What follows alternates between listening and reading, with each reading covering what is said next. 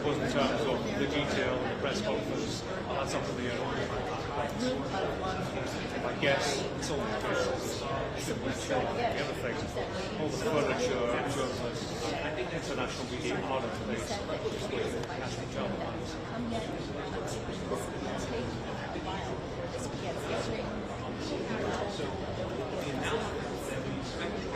That was pushed, I should say, so time is of the essence, but again, we're waiting for them. They will shut down press conference when they want to start.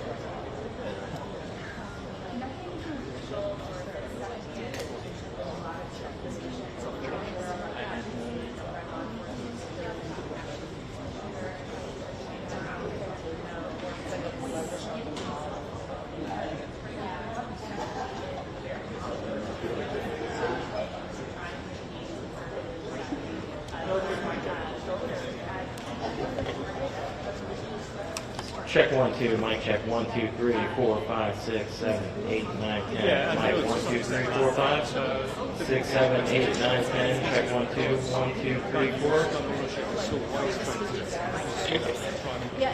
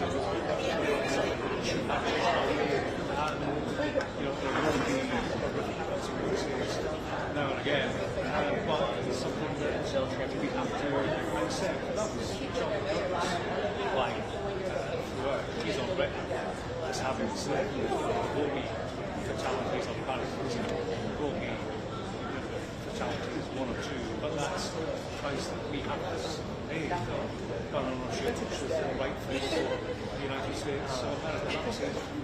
I get the sense that is a widely held view. One thing that strikes me, and we've had this shooting, we have had such in the past few weeks. When they take place, there is an actual debate, I find, across the media about access to guns. It's almost not part of the discussion any longer. It is for us. We have a with this business of regular facilities of gun violence, and yet America turns its head. The notion is suggesting that there should be restriction of access. It's almost not part of the discussion, I find, in response to events like this. It's almost as if the United States has moved on from that early notion that it will embrace.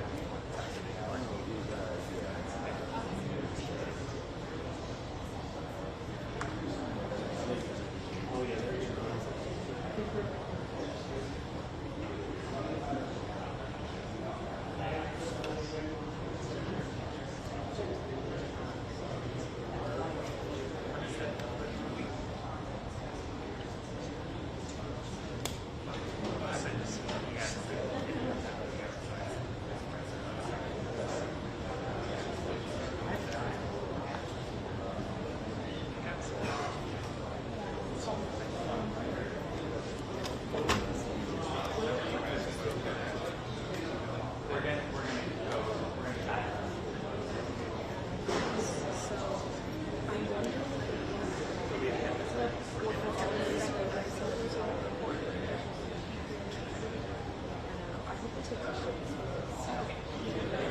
really important. Sorry.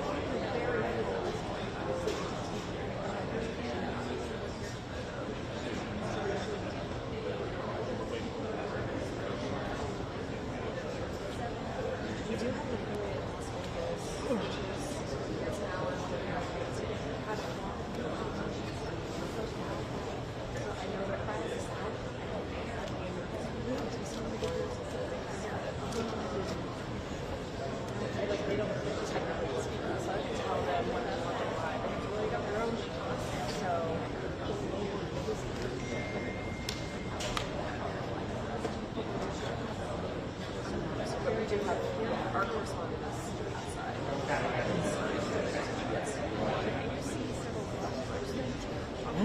So I mean, at least Yeah.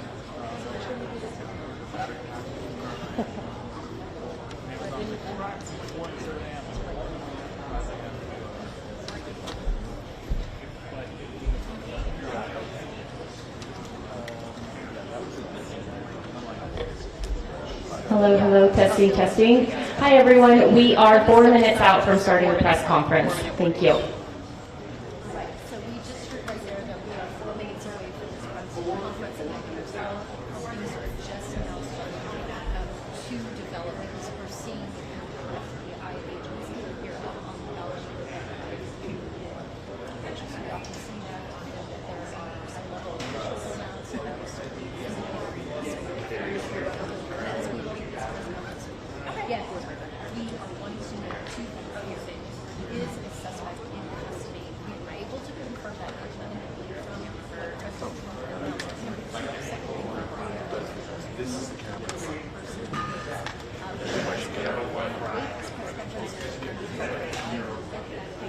Are you planning on talking about Kash Patel as well as the other Spencer Phillips? Eddie, can you hear me?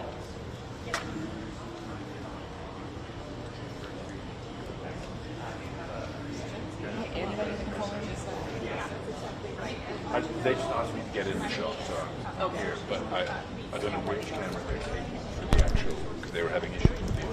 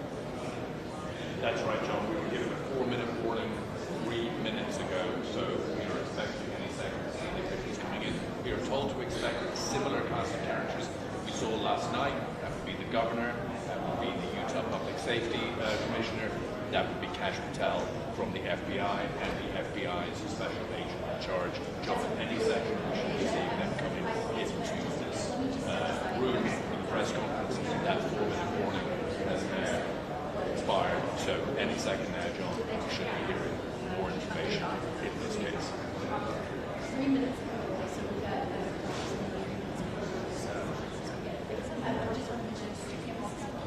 So we've got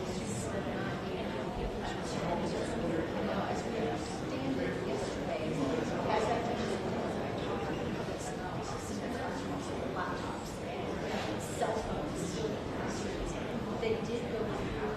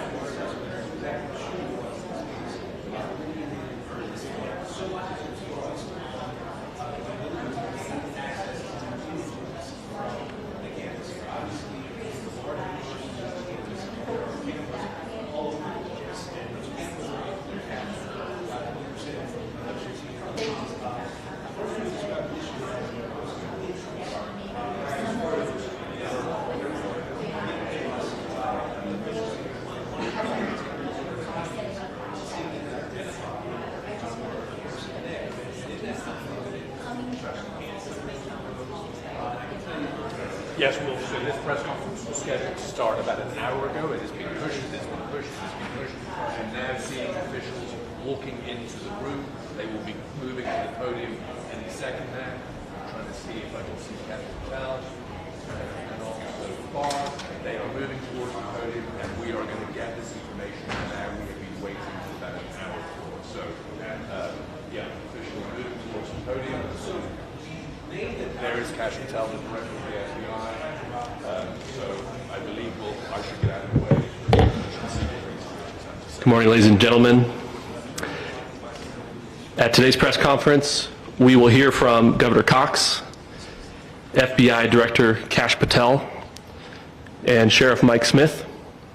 We also have with us Utah DPS Commissioner Bo Mason, Lieutenant Governor Deidre Henderson, FBI Special Agent in Charge Robert Bowles, and local and federal law enforcement partners. Following the remarks today, Governor Cox, Director Patel, and Commissioner Mason will take questions. Thank you.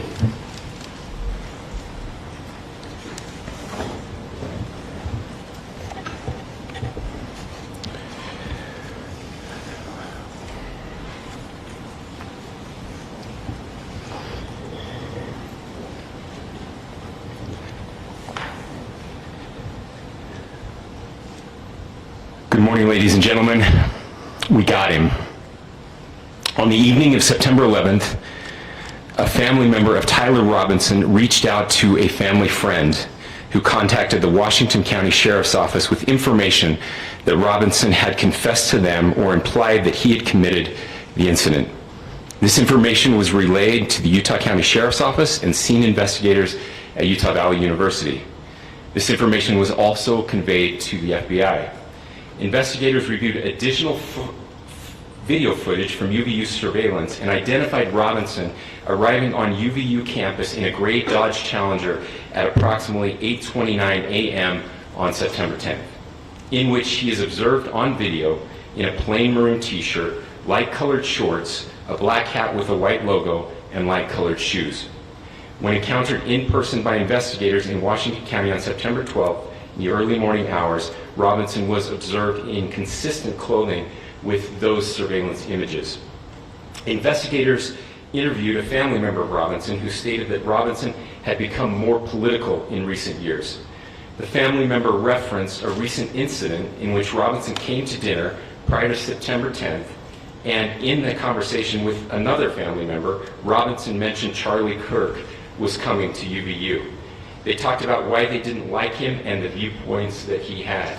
The family member also stated Kirk was full of hate and spreading hate. The family member also confirmed Robinson had a gray Dodge Challenger.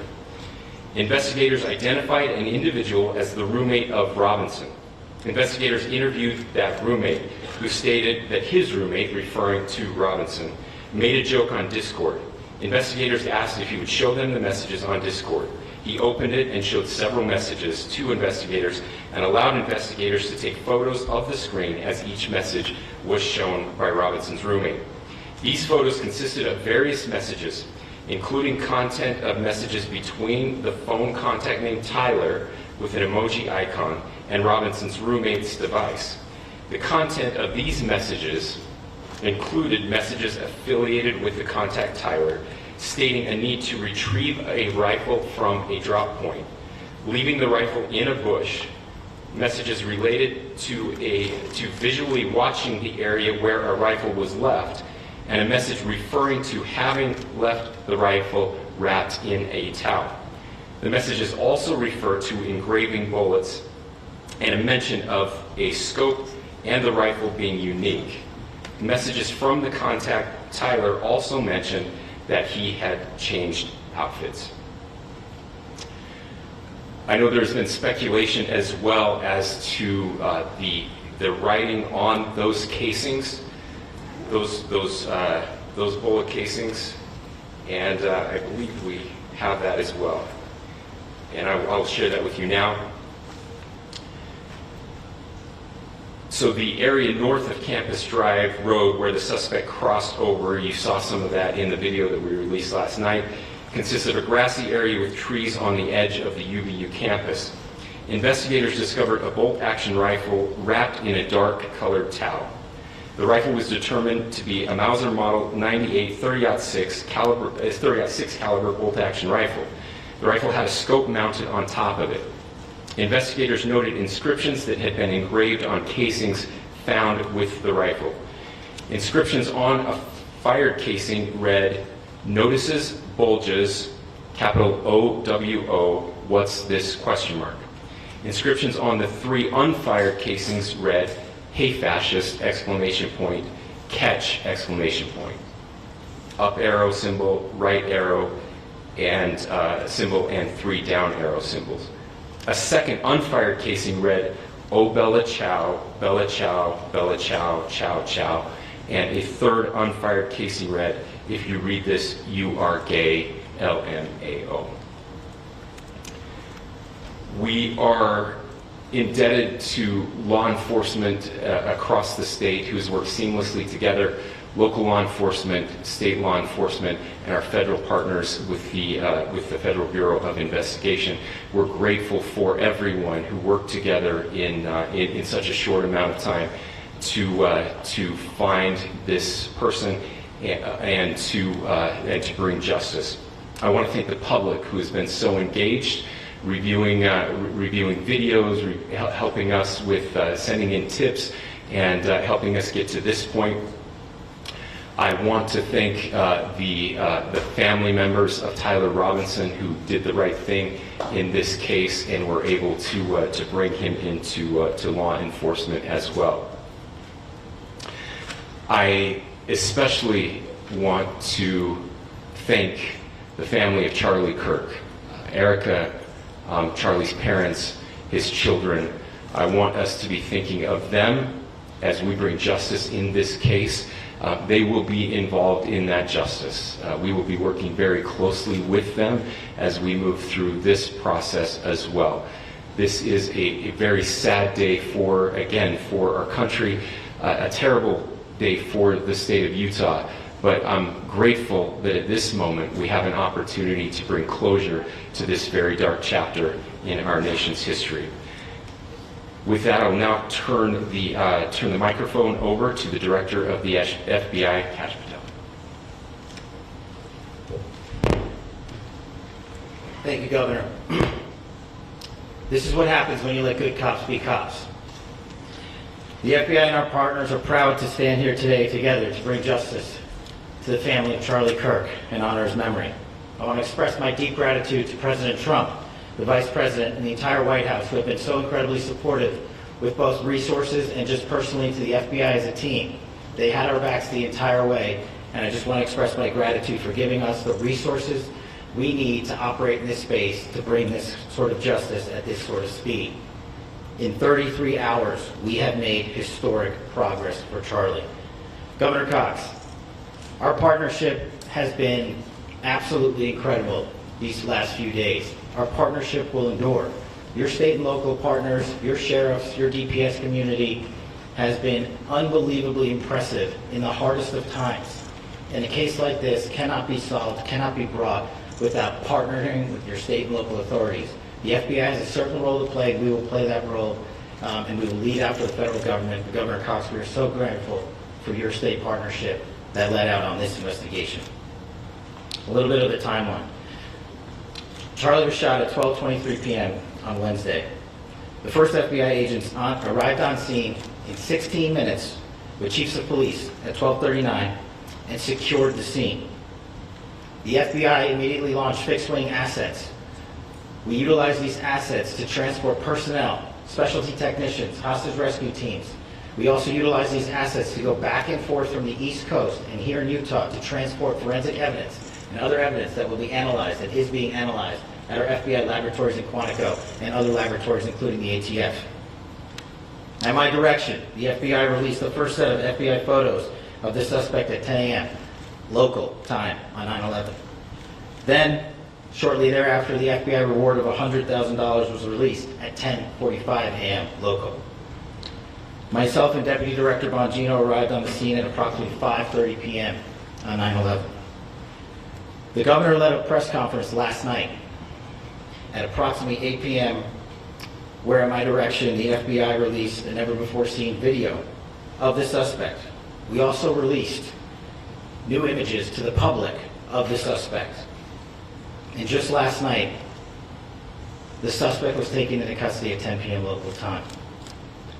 In less than 36 hours, 33 to be precise, thanks to the full weight of the federal government and leading out with the partners here in the state of Utah and Governor Cox, the suspect was apprehended in a historic time period. And I want to highlight what Governor Cox said. This would not have been possible without you, the media, and you, the public. That's why we went so public, so fast, and we're so transparent, and we're committed to that transparency. The crime scene, just a little bit there. It is a large crime scene. State and local authorities, along with federal authorities, processed that crime scene quickly, and I even had the ability to walk through that crime scene and walk through the steps the suspect took to learn more about what was needed and what resources we needed to bear to create a full picture for the FBI and leadership back in Washington. Furthermore, thankfully to state and local partners, forensic evidence has been seized and continues to be garnered. Forensic evidence has already been evaluated at FBI laboratories in Quantico and state and local authorities here. We will continue to process evidence as we see it, as we collect it, and we will continue to deliver to Governor Cox and his team. Last night we had a total of approximately 7,000 leads. As of this morning, thanks to your great work, we have over 11,000 leads that were called in to the FBI. And we are running out every single lead that we can. Every one of those leads will be run out. The arrest is a testament to the dedication of good law enforcement being great, and partnerships in law enforcement, which I've tried to highlight as my tenure as the director of the FBI. There is no better relationship for law enforcement than the FBI to partner with state and local authorities, and you've seen it here in these last few days. The FBI Salt Lake field office, along with our offices in LA, Phoenix, Denver, San Antonio, Las Vegas, Pittsburgh, Buffalo, our headquarters component in Quantico, all participate in the FBI. I want to express my deep gratitude to the employees of the FBI, the men and women, the evidence response team tacticians, the special operators, the agents, the support staff. You have done monumental work in historic time when the public, who had a right to demand such an expeditious solving of an investigation, the FBI answered that call. Critically important to our nation, and we delivered. And I'm proud to be their leader, and I'm proud to be the director of the FBI. This is very much an ongoing investigation, as the governor said, and we will continue to work with state and local authorities to develop the investigation, to provide them the evidence they need for their ongoing prosecutions, and we will be here to answer every call they absolutely have, as long as it takes, for as long as we need to find and apprehend whatever suspects were involved in this crime. Lastly, to my friend Charlie Kirk, rest now, brother. We have the watch, and I'll see you in Valhalla.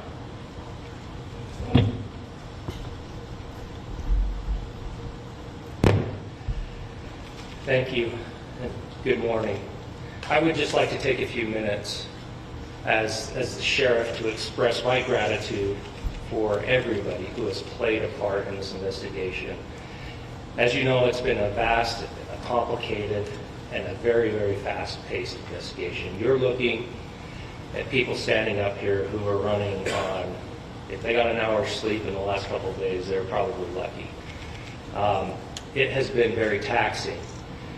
It has been so impressive, speaking on behalf of the local law enforcement, to see the cooperation that we've seen in this type of case. Across the state, sheriffs, chiefs, our state partners have stepped up and have come to the call on anything that we needed. Our county chiefs have been phenomenal. Our Utah County Attorney, Jeff Gray, who's standing up here with us, has been phenomenal in leading us through this investigation. I would like to thank the federal government for their resources, their assets. Our local team here, our FBI team, has been extraordinary in helping us work through this and bring this person to justice. Most of all, I would like to thank the public, and specifically, I would like to thank the public who turned to prayers and who turned to positiveness for us. I would like to thank them on behalf of the law enforcement community because we needed those prayers. That's what we needed to get through this. We needed your support, and you gave it to us. We needed your patience, and you gave it to us.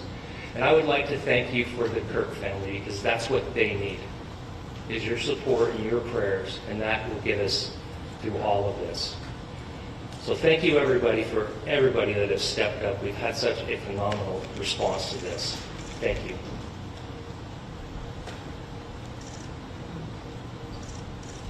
I also want to give a special thanks to the Attorney General and the Department of Justice. Their unwavering support and their commitment to justice is shown true here. And without AG Bondi and Deputy Attorney General Todd Blanche and the resources they brought to bear, we would not have been able to complete our mission. And I just want to say special thanks. It's an honor to be a part of the Department of Justice. Thank you again to our incredible law enforcement team who has worked so hard. Sheriff, I got a solid 90 minutes last night, so I'm probably the most well-rested person up here. Ladies and gentlemen, I get the microphone, so I hope you'll permit me a moment just to share a few more thoughts about where we are and how we got here, and maybe a little bit of where we go from here. I don't want to get too preachy, but I think it's important that we, with eyes wide open, understand what's happening in our country today. I've heard people say, well, why are we so invested in this? There's violence happening all across our country, and violence is tragic everywhere, and every life taken is a child of God who deserves our love and respect and dignity. This is certainly about the tragic death, political assassination of Charlie Kirk. But it is also much bigger than an attack on an individual. It is an attack on all of us. It is an attack on the American experiment. It is an attack on our ideals. This cuts to the very foundation of who we are, of who we have been, and who we could be in better times. Political violence is different than any other type of violence for lots of different reasons. One, because in the very act that Charlie championed of expression, that freedom of expression that is enshrined in our founding documents, in having his life taken in that very act, makes it more difficult for people to feel like they can share their ideas, that they can speak freely. We will never be able to solve all the other problems, including the violence problems that people are worried about, if we can't have a clash of ideas safely and securely. Even, especially those ideas with which you disagree. That's why this matters so much. Over the last 48 hours, I have been as angry as I have ever been, as sad as I have ever been. And it was, as anger pushed me to the brink, it was actually Charlie's words that pulled me back. I'd like to share some of those. And specifically right now, if I could, I need to talk to the young people in our state, in my state, and all across the country. As President Trump reminded me, he said, you know who really loved Charlie? The youths. He's right. Young people loved Charlie, and young people hated Charlie. And Charlie went into those places anyway. And these are the words that have helped me. Charlie said, when people stop talking, that's when you get violence. He said, the weak can never forgive. Forgiveness is the attribute of the strong. The only way out of the labyrinth of suffering is to forgive. Welcome without judgment, love without condition, forgive without limit. He said, always forgive your enemies, nothing annoys them so much. A few months ago, I referenced this last night, Charlie posted to social media, when things are moving very fast and people are losing their minds, it's important to stay grounded. Turn off your phone, read scripture, spend time with friends, and remember, internet fury is not real life. It's going to be okay. He again said, when you stop having a human connection with someone you disagree with, it becomes a lot easier to commit violence.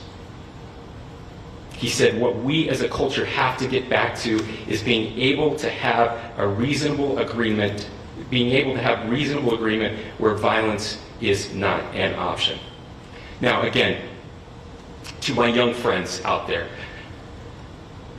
you are inheriting a country where politics feels like rage. It feels like rage is the only option. But through those words, we have a reminder that we can choose a different path. Your generation has an opportunity to build a culture that is very different than what we are suffering through right now. Not by pretending differences don't matter, but by embracing our differences and having those hard conversations. I think we need more moral clarity right now. I hear all the time that words are violence.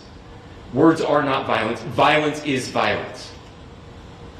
And there is one person responsible for what happened here.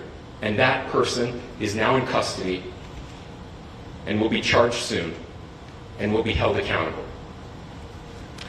And yet, all of us have an opportunity right now to do something different. I want to thank my fellow Utahns. This bad stuff happens. For 33 hours, I was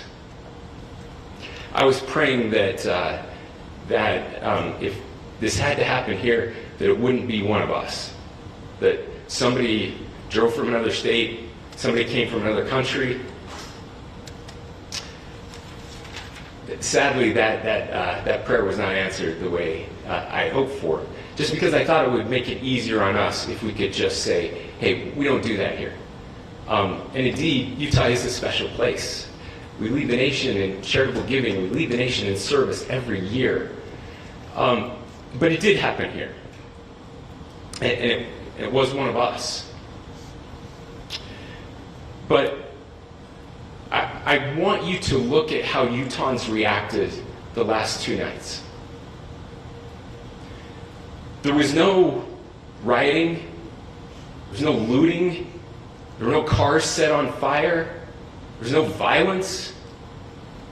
There were vigils and prayers and people coming together to share the humanity. And that, ladies and gentlemen, I believe is the answer to this. We can return violence with violence. We can return hate with hate. And that's the problem with political violence, is it metastasizes.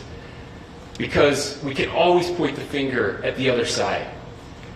And at some point, we have to find an off-ramp, or it's going to get much, much worse. But see, these are choices that we can make. History will dictate if this is a turning point for our country. But every single one of us gets to choose right now if this is a turning point for us.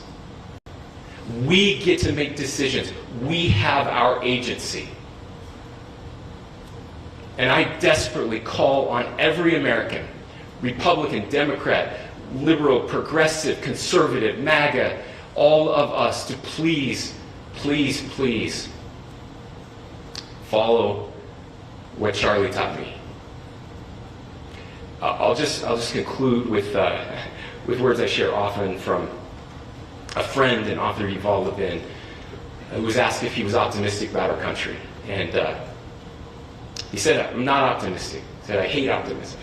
God, that sounds bad. But he said, optimism is a vice It's this idea that good things are just going to happen.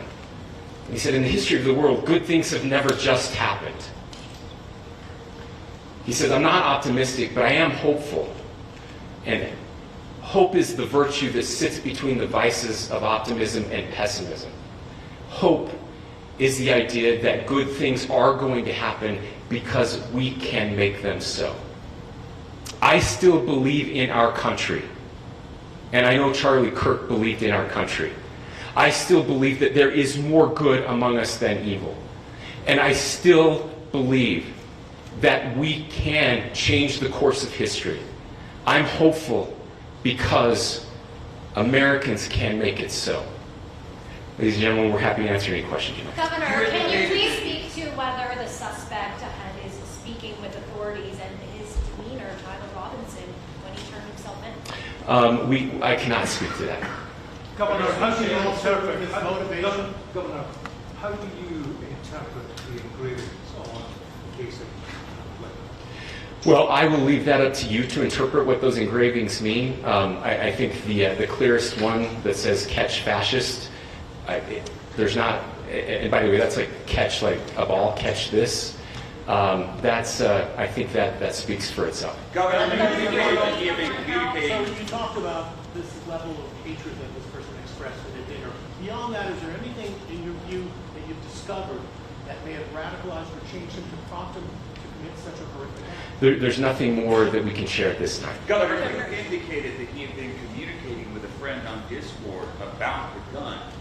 Do you anticipate any more arrests? We do not at this time have any information that would lead to any additional arrests. Do you believe he acted alone? Yes, but the investigation is ongoing. Can you tell more about the family, what they had to say about the suspect? How he came into custody of police and where he is right now, Mr. Robinson? Yes, so right now, Mr. Robinson has been booked into the Utah County Jail. You heard the president this morning report that he was taken into custody, that his family and a friend helped to deliver him into custody of law enforcement in Washington County. Those of you that don't know where Washington County is, it is the southwesternmost part of the state of Utah. It's about a 3.5 to 4 hour drive from here, where we are right now, and that's where he lived and where they turned him. Is he talking more about the family is saying about Tyler Robinson? I can't share any more than what I've already shared. Is he talking Governor, with do you have authorities? details on how he got back to Washington County and how the gun was obtained? How we obtained the gun? The gun was found. No, how the was found shooter in- obtained the gun and how the shooter then was able to get back to Washington. So I don't have much more details on that. We do know that he drove. We had his car here on campus, and then we had his car going south back to the St. George. It's actually the city of Washington in Washington County. Is he talking with authorities and did he discuss a voting? I'm sorry. Did the suspect plan to carry out any other attacks? We don't have any information that Are you released. going to be releasing the mugshot? Yes, in fact, it was just released. Is he Yes. talking with authorities and did he discuss a voting? I can't answer that right now. Can you clarify? You've spoken very eloquently about trying to reunite this country. Do you feel that this is a watershed in American history? I absolutely believe that this is a watershed in American history, yes. The question is what kind of watershed? And that chapter remains to be written. Is this the end of a dark chapter in our history or the beginning of a darker chapter in our history? Look, I mean, if you look at true political assassinations in this country of someone of this stature, this feels a lot like the late 60s. And having one so gruesomely displayed on camera in all of our hands and in all of our pockets, we are not wired as human beings biologically, historically. We have not evolved in a way that we are capable of processing those types of violent imagery. And by the way, we've seen another one with a gruesome stabbing very recently that went viral. This is not good for us. It is not good to consume. Social media is a cancer on our society right now, and I would encourage people to log off, turn off, touch grass, hug a family member, go out and do good in your community. That is happening, and it's happening organically right now. I had a friend in a small city in Utah who said, we're getting together, the Republicans and Democrats in my little town are getting together to have a discussion last night, just to find a way to find their better angels. So yes, this could be, I mean, again, you have to go back to JFK to have seen a video live of something like this happening. I wasn't born until 1975, but I know that things were really dark in the late 60s. Sorry to some of you. I know some of you were there. This is our moment. Do we escalate, or do we find an off-ramp? And again, it's a choice. It's a choice, and every one of us gets to make that choice. Two more questions right here. Could we clarify that the release of those enhanced images at 8 p.m., the timeline that Director Patel gave us, led to the arrest at 10 p.m.? Is there a direct connection between those two events? I cannot comment if there is a direct connection or not, but all I can say is through some process, the family came to know that this had happened. One more thing, Governor. Could you just clarify the clothing issue you mentioned earlier? Was he changing outfits? Correct. Just clarify this? Yes. So when he's first spotted on campus, he has different clothing on, and then he changes clothing on the roof, and then changed back into that clothing at some point, so that when he was apprehended, when he was arrested, the clothing matched the clothing he had on before the shooting here at UVU. Last question here. You said that the suspect was from Utah. Can you kind of tell us a little bit more about where, and was he a student here at this university, and is there any history of mental illness? Yeah. I don't have any information on the mental illness part. He was not a student here at UVU. He was living and had lived for a long time with his family in Washington County. Thank you, everyone, for your great work in getting this information out. I would just say, process-wise, this may be important. I know many of you aren't familiar with the process in Utah. I think it's important that you understand that. Basically, we have 3 days for charging documents to be filed. A CI will be filed. We'll have more information then, more detailed information as those charging documents are filed in preparation for a preliminary hearing. So 3 days. So we would anticipate then that early next week those charging documents will be filed. We will obviously be working. The county attorney will be working very closely with Mr. Kirk's family as those documents and decisions are prepared and made. Thanks, everyone.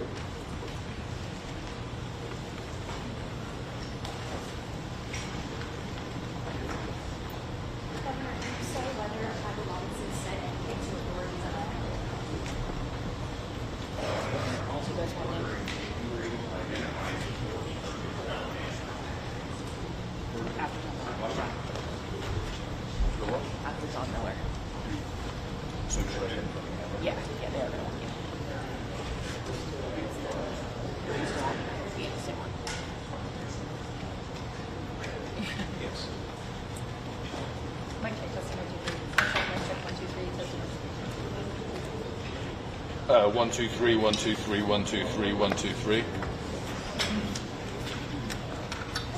Cool.